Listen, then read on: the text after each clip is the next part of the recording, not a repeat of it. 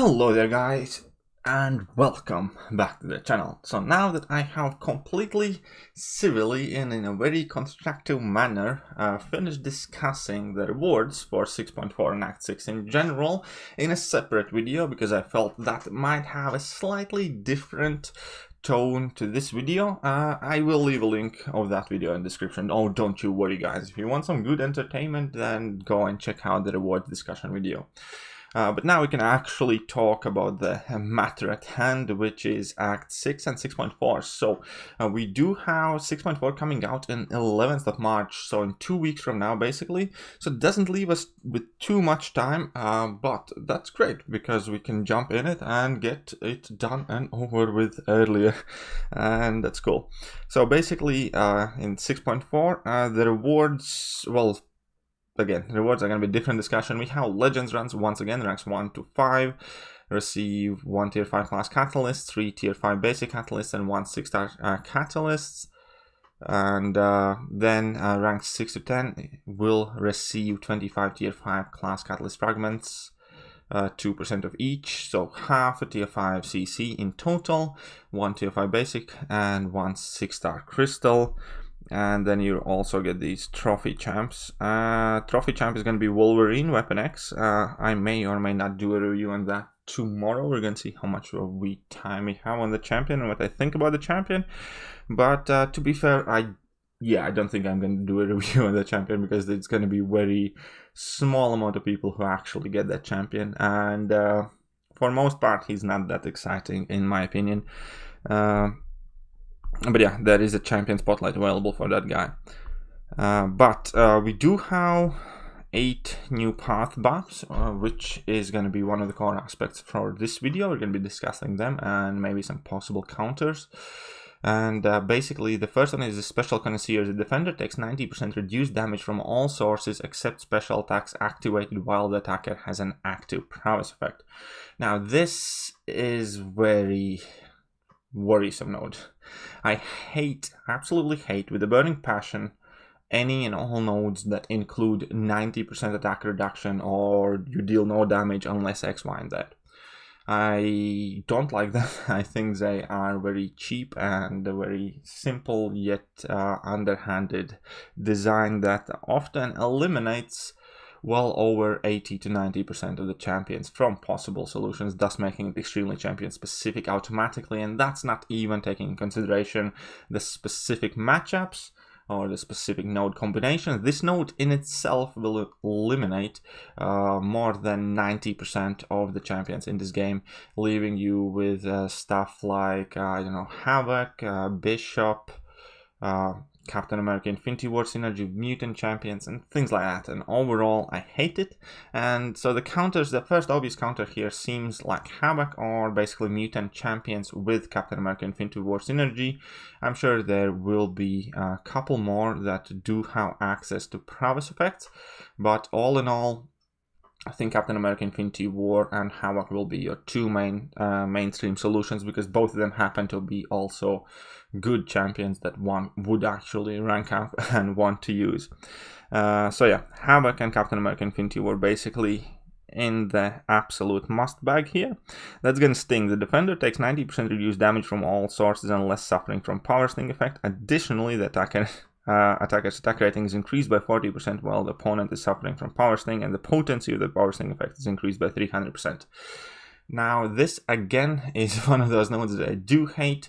The only saving grace here once again is going to be Mr. Sinister synergy with like She-Hulk or Science and Tech champions basically.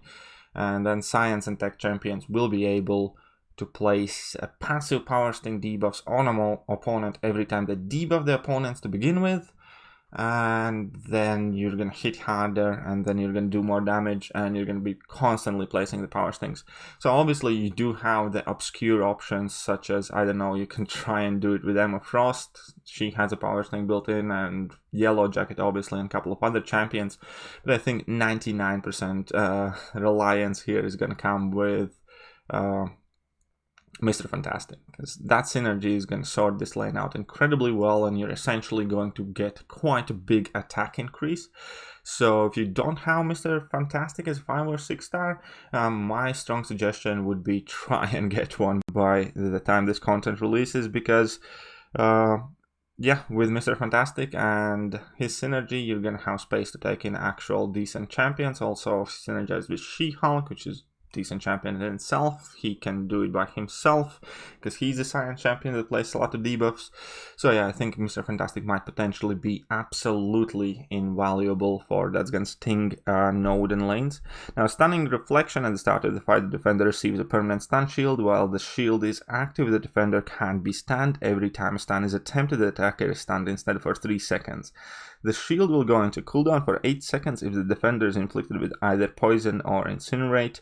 While the cooldown is active, the attacker gains 40% attack rating. Now, this node is, it's cool. I like it. I mean, like, overall, because I think there are several requirements for a node to be fun and interesting, yet at the same time serve a purpose, and that is to make the fight harder for you, and this can do that. You can fight the opponents as if they're stun immune, or you can take in champions that poison or incinerate. Take in Voodoo, take in Man-Thing, I don't know, take in Mysterio, Night Rusher, Human Torch, Sunspot, or whatever. Or you take in champions that are stun immune, for instance. You can take in Nick Fury. In second phase, he cannot be stunned. So basically, there's multiple ways how to play around this node and actually get a potential attack increase. At the same time, you can just rely on intercepts and just never stun them, and so on and so forth. So yeah, I do like this node. I think it's cool. I don't think it's going to be very, very annoying or very specific. So this is a good node. This node I'd be willing to command and give a cookie to whoever made it. I think this is a beautifully well-designed node. Polka Dot Power. Attacker gains no power from landing or receiving attacks. Instead, they are granted 12% of bar power per second, while the defender is suffering from a damaging debuff. Now, this one, I think is kind of cool. I mean, it's not awful, it's decent. Obviously encourages you to use damage over time effects or simply champions who do not rely on damage over time debuffs, so it's okay, it's fine. I don't think it's going to be that big of a problem. As I said before, you can just not use your special attacks, or you can just use a lot of damage over time champions. So again, there's quite a large pool of champions who fit that description, because there's obviously poisons, bleeds, incinerate, so on and so forth. So there are many damage over time effects that champions can access, or you can just ignore the node and make your own life a little bit difficult. So I think it's cool. I don't mind this node at all. I don't think it's the worst one. Thermostat. The attacker starts the fight with thermostat value of 10. Landing basic attacks increase the value by 1 for each hit. Blocking an attack or activating a special attack decreases the value by 2. If the value reaches 0, the attacker is inflicted with Cold Snap. If the value reaches 20, the attacker is inflicted with Incinerate. If either of those are triggered, the thermostat value resets to 10. Now, again, this node is quite cool. I think it's technically kind of like a variation of, let's say, Freezer Burn that you can play around with yourself. But obviously, you can just bring in Incinerate immune champions, or you can bring in Human Torch and potentially get a lot of Smolders, or you can, yeah, do whatever. So I do like this node. I think it's quite cool. I think it gives you some control. I think technically in some fights you might get through with some sort of parry heavy methods where you decrease and then increase the temperature and manage it well, or you can just bring in immunity champions or champions who can shrug these debuffs off or deal with them or convert them and work around it in many different ways. So once again, I do think that this node is definitely acceptable and quite cool. I don't mind it. I think it's interesting. I think this is the type of nodes we need more from, and yeah, I like it. Energy Adoption. Fire. The defender has a 50% chance to inflict attacker with an Incinerate on contact. These effects will not trigger while the defender is suffering from a bleed debuff. The defender also takes 100% reduced damage from Incinerate effects and gains regeneration buff, healing 1% of max health per second until the Incinerate expires. Now, this is quite interesting. So the defender has a 50% chance to inflict the attacker with an incinerate on contact. So you want an incinerate immunity, basically. The effects will not trigger while the defender is suffering from bleed debuff, so you can bypass it with a bleed, but you do have to place a bleed debuff on opponent in the first place, so there's still going to be a risk involved if you don't have an immunity.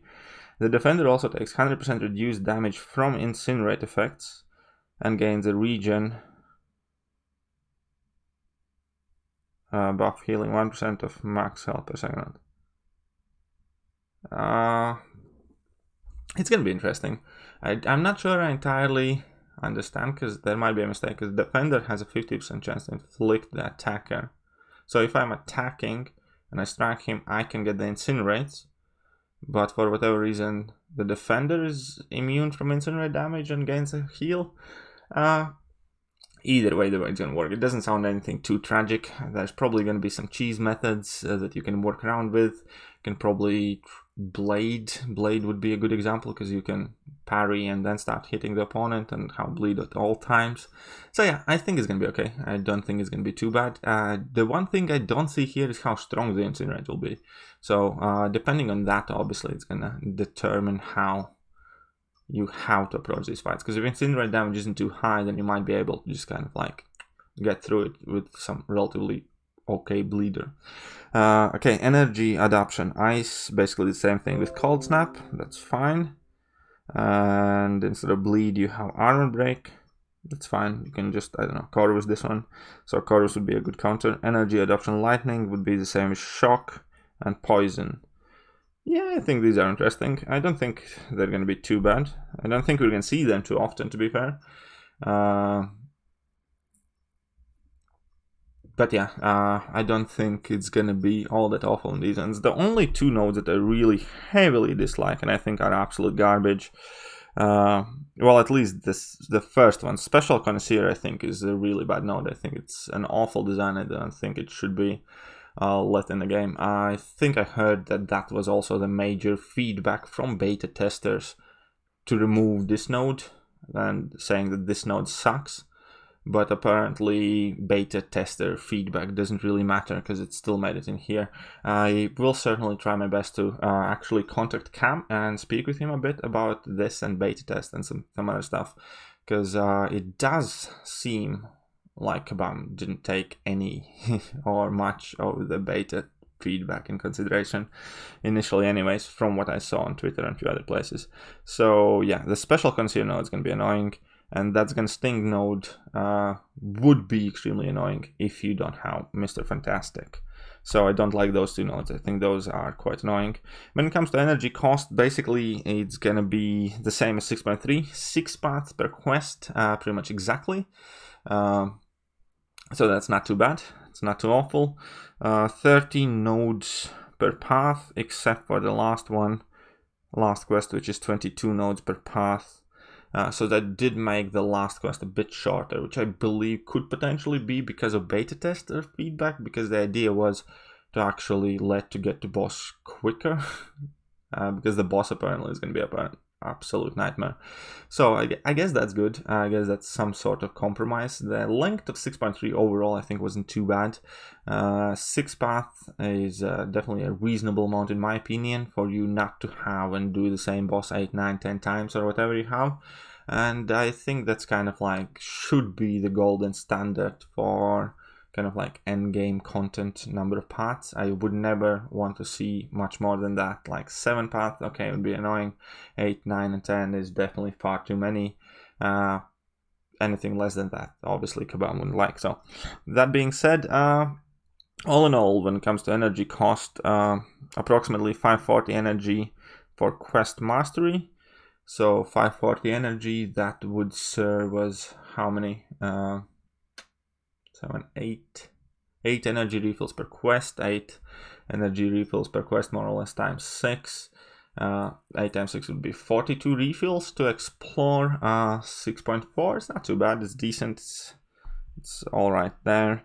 And the rewards have the special video about them, and there's a lot of discussion already. This thread has absolutely blown up because you can tell that people are not happy, man. People are not happy, and Kebab Mike is having to work overtime, making all sorts of excuses and start chatting all sorts of bullshit. But the one funniest thing that I did want to showcase and show that legit made me laugh, man, because that is so delusional. I wonder if they believe the stuff that they write.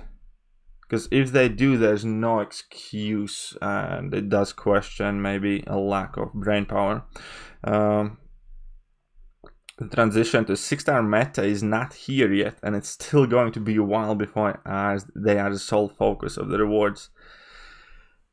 They have been selling 6 stars for 2+ years. They have been extensively selling Cavalier crystals. They have been selling 6-star signature stones. We are able to take 6 stars to rank 3. 6 stars at rank 2 have higher prestige and power than maxed out 5 stars, and 6 stars at rank 3 certainly have much higher prestige and basically dominate all of the endgame, and is only thing that is currently in fact relevant. But apparently transition to 6-star meta is not here yet, so that might be in contention with one of the most memorable quotes from this legendary man. So next to his all heavy attacks have the same cadence, so on and so forth, man. Somebody should write it down and actually like make a poster of Kebab Mike's classics, because that is not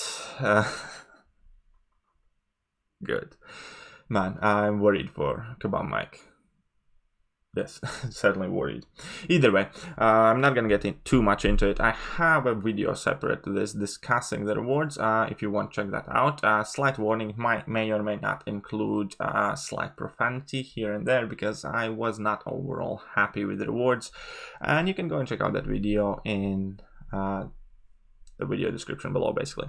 And that will be it for today. Let me know what you guys think about the nodes. Let me know, are you guys going to be jumping in Act 6? Have you been up to date exploring 6, 1, 2, and 3? And all that good stuff. See ya.